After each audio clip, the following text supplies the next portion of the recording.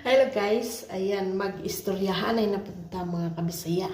Ayan, nga naman jud nga kanang naabot man jud ko sa time diri nga nahimo kong DXN. So, way back 2005 before kani nga product nakatilaw na jud ko ani og katong 3-in-1 na Lingxi coffee.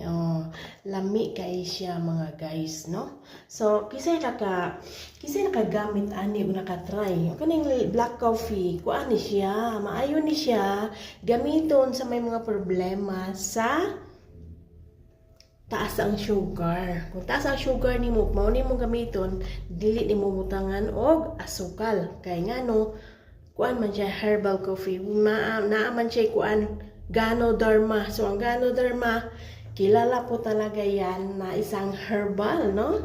Sa atong mga kaninunuan na mga emperor noong unang panahon. So Ganoderma na po talaga ang ginagamit. So pag nagkape, merong Ganoderma. So naalala ko lang, no? Kwento ko lang guys kung ngano gyud, no? Kay ngano nagtaas na kayo ang palaliton karong panahon na. So nakoy ginagamit na mga herbal pure party namang mahala taon times 3 na ang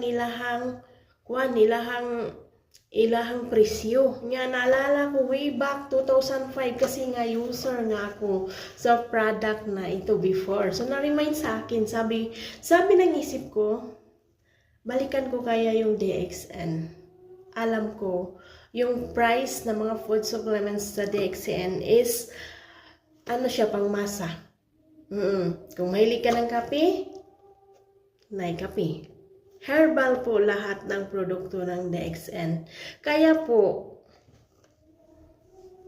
ako ay matagal na bumalik dito. Kasi hindi talaga ako makabalik sa DXN guys kung hindi dahil sa papa ko. So unang-una guys, ako po talaga yung may sakit talaga dito sa bansang Saudi Arabia. 2023, nagparamdam na jud ko sa akong upline. Ipangita na ko ang product ng DXN pero iniisip ko talaga kung sino yon talagang pwedeng mag-sponsor sa akin. Gusto ko yung kilala ko na hindi ako iiwan sa ire. Ayan. At the same time, dahil ako po ay OFW, kailangan ko ng suporta, no? Aanhin ko ang produkto na kung gusto kong bumili ay hindi makarating